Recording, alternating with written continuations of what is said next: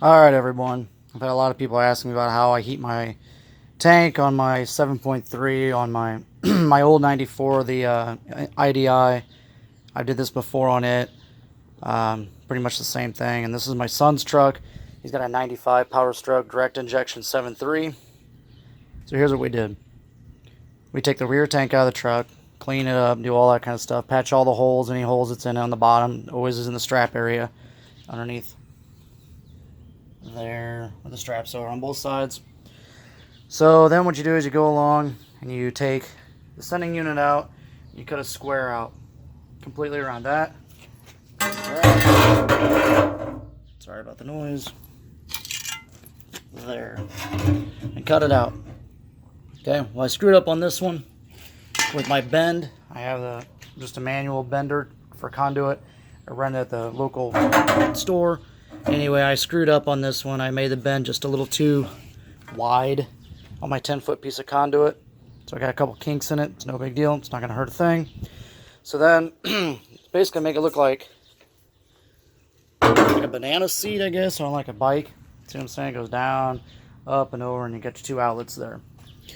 So with me not making my bend tight enough right here where those little kinks are, I had to come along and I had to cut that wider and that wider. Don't worry about the stuff inside there, as you'll get all that stuff out at the very, very, very end. It's no big deal. So this bad man banana here slides right on in like so. Keeps on going in. Might have to pause it for a second.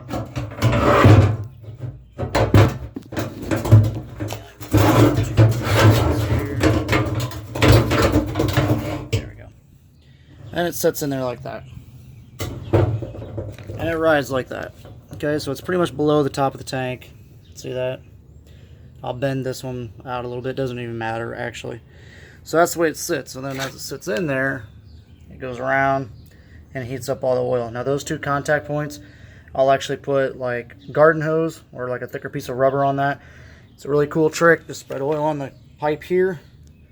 Slide them all the way down in there, or outside, then slide it in. No big deal. So next off, what I'm going to do is come along here and trim all this up. I'll trim these tabs up. I'll trim this up. I'll take the corners out, like right here, where that's going to go like that. And the same here. Trim that up where that's going to go in there. And then I'll piece it all back together and I'll weld it all back together. It'll be good to go. After that, you cut your pieces here. So I usually cut them like right about there.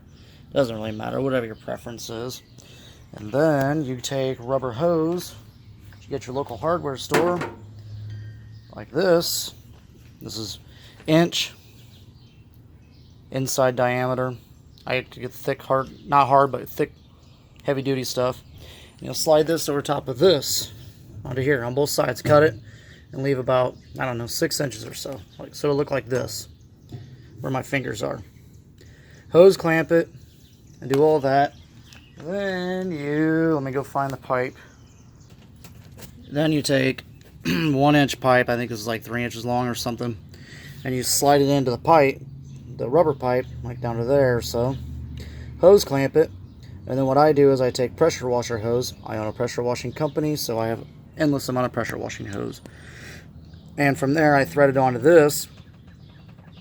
So your coolant line, when you tee into your heater core lines on the truck, which I'll show that in another clip, you'll run your pressure washer hose from the tee with a valve on your heater core lines.